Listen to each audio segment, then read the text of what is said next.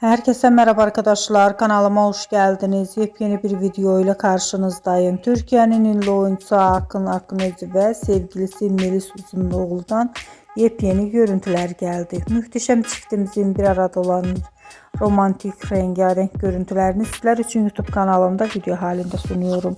Umarım beğenirsiniz. Arkadaşlar, videomu beğendiyseniz kanalımı izlemeyi ve bildirim butonuna basmayı unutmayın. Şimdilik benden bu kadar olsun. Yeni videomuzda görüşmek üzere. Hoşça kalın.